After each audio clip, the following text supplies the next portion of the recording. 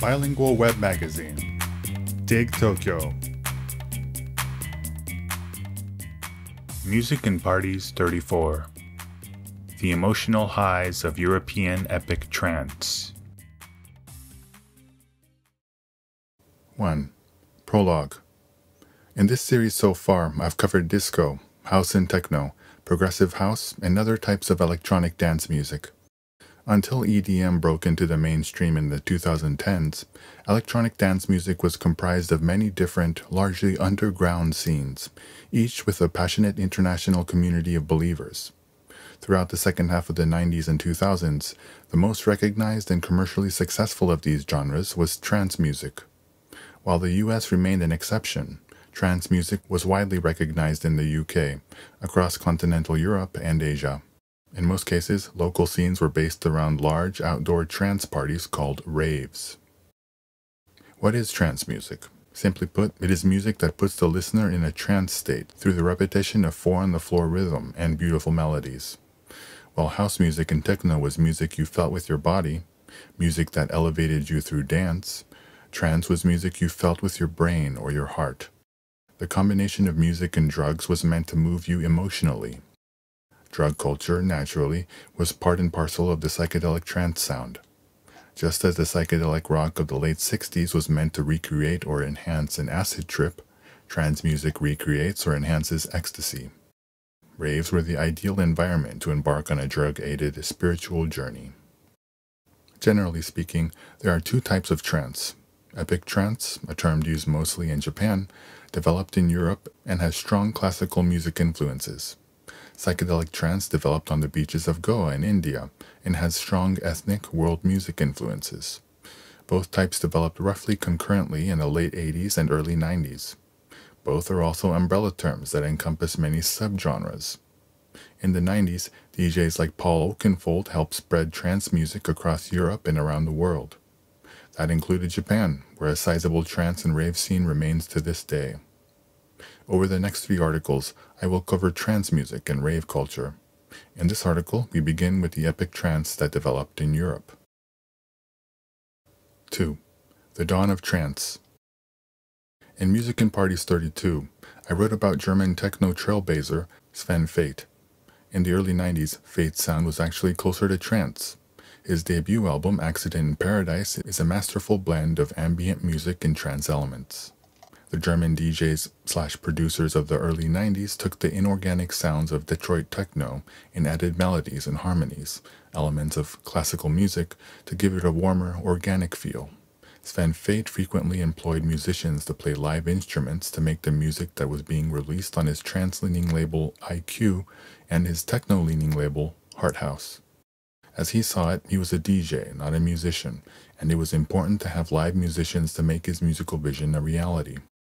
However, by the late 90s, the commercialization of trance meant that DJs were increasingly seeing themselves as musicians, producing their own sounds using computer software instead of musical instruments.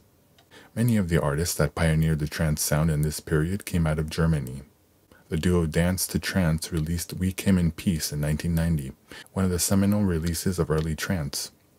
The endlessly repeating bass line is a perfect example of the type of sound that was designed to bring about a trance state. One of the members of Dance to Trance was also involved in a different duo called Jam and Spoon, one of the best-known names of classic trance. Their 1992 track, The Age of Love, Jam and Spoon Watch Out for Stella Mix, features female vocals that evoke both a church choir and a New Age retreat, and became one of the most remixed tracks in trance history.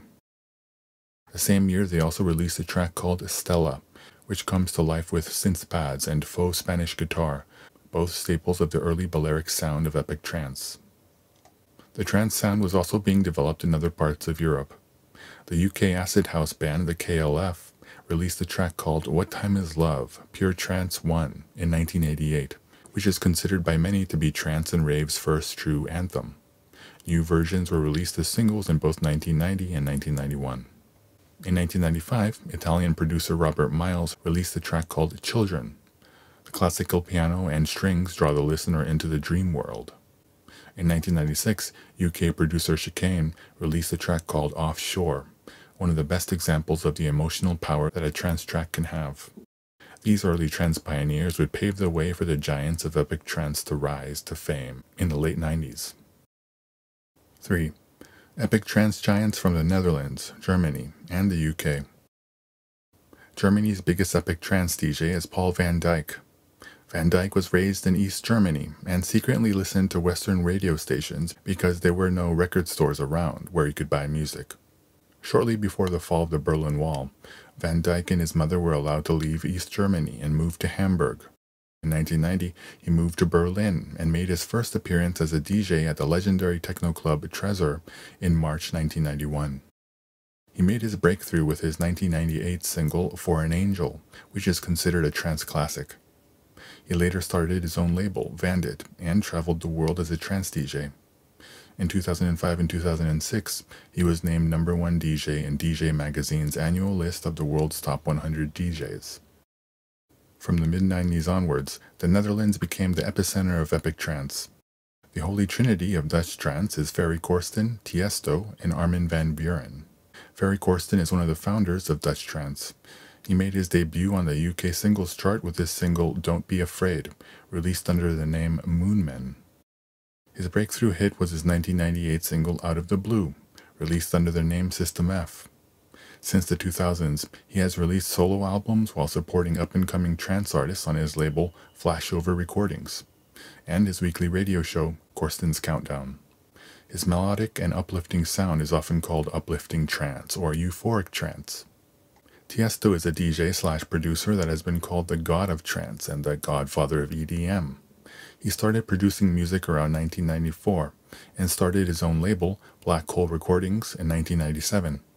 In 1998, he achieved worldwide fame with Ferry Corsten with a series of tracks released under the name Guriella.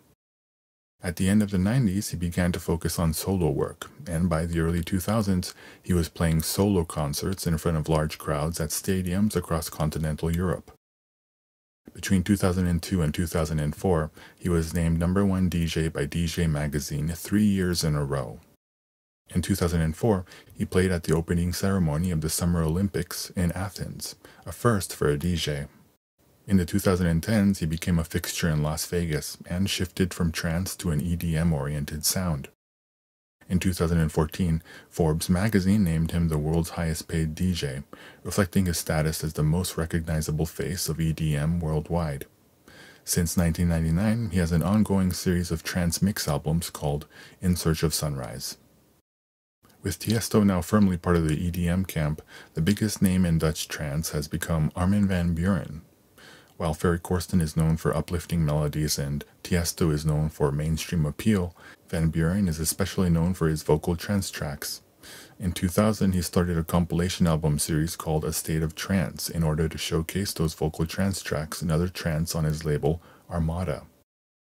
In 2001, he launched a 2-hour radio show of the same name that is said to be broadcast over more than 100 radio stations around the world to more than 40 million listeners a week. Van Buuren was named the world's #1 DJ by DJ Magazine in 2007, 2008, 2009, 2010, and 2012. The UK also became a center of the epic trance scene in the late 90s. One of the biggest names to rise out of this group is the trio Above and Beyond, which formed in 2000. While the group does perform DJ sets, Tony McGuinness, Jono Grant, and Paavo Siljamäki are songwriters at heart, and it shows in their music. They've collaborated with many vocalists, and much of their music has crossover pop potential. They've also released albums featuring acoustic renditions of their best songs, and even an ambient album meant for meditation. Check out the track Air for Life for their epic trance sound, and On a Good Day for a taste of their pop-leaning vocal trance. 4. Progressive Trance and Tech Trance.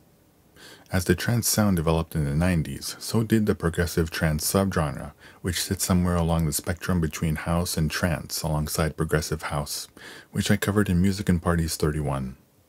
Sasha and John Digweed are known today as progressive house DJs, but in the 90s, their sound was more trance-leaning, best encapsulated in tracks like Bedrock's Heaven Sent.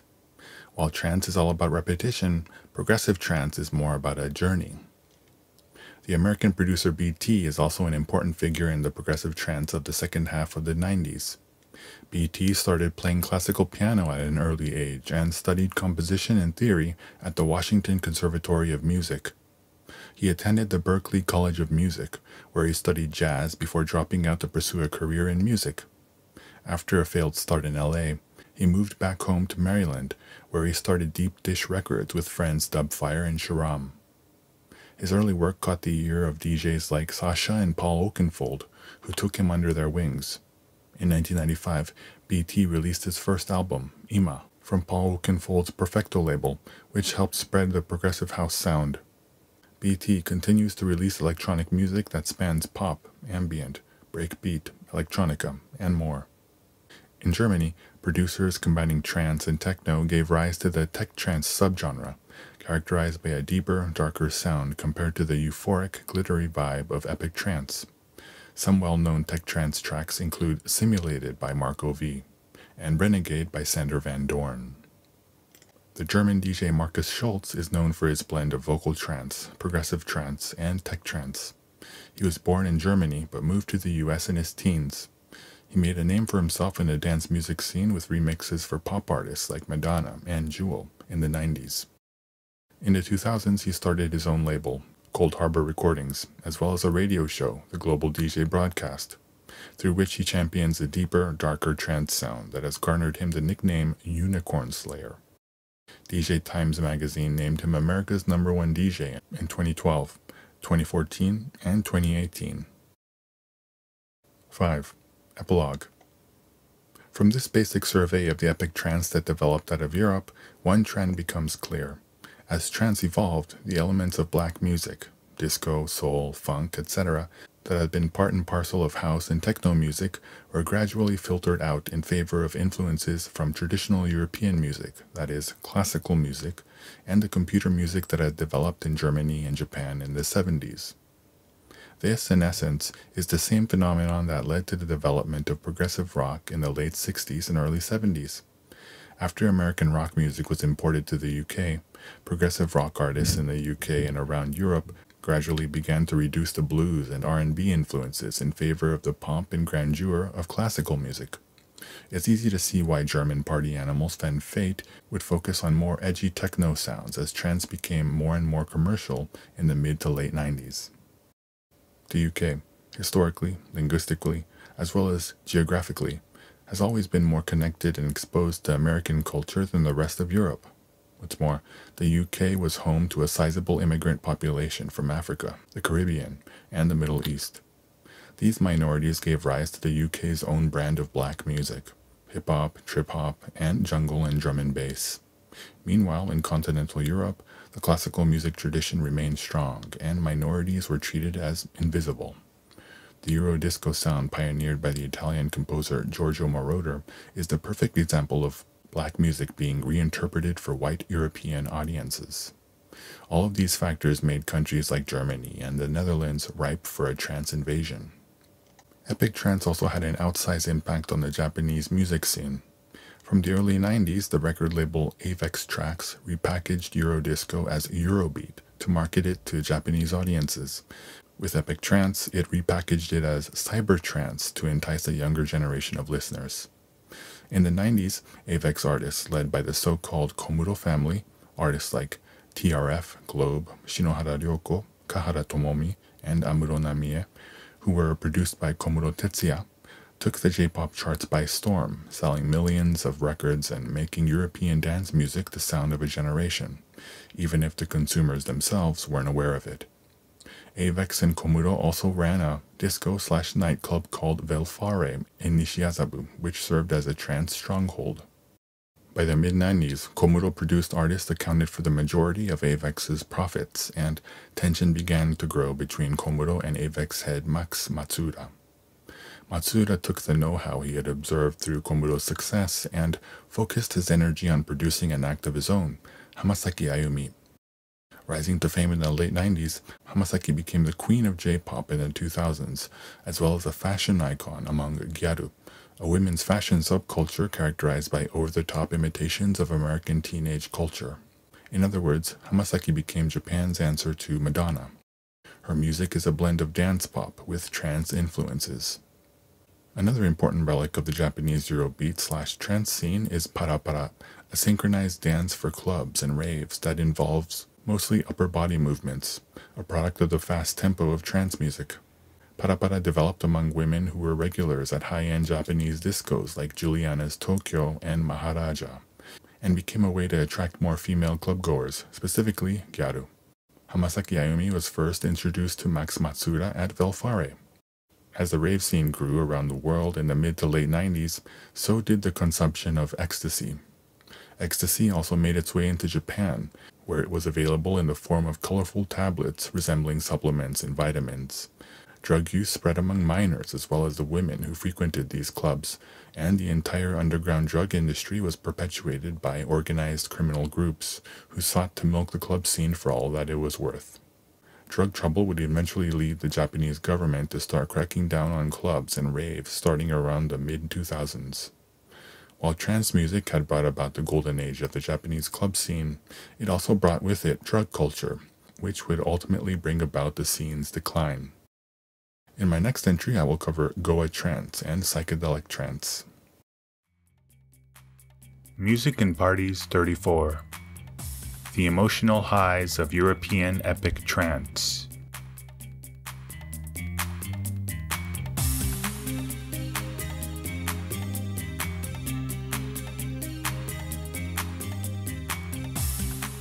www.digtokyo.jp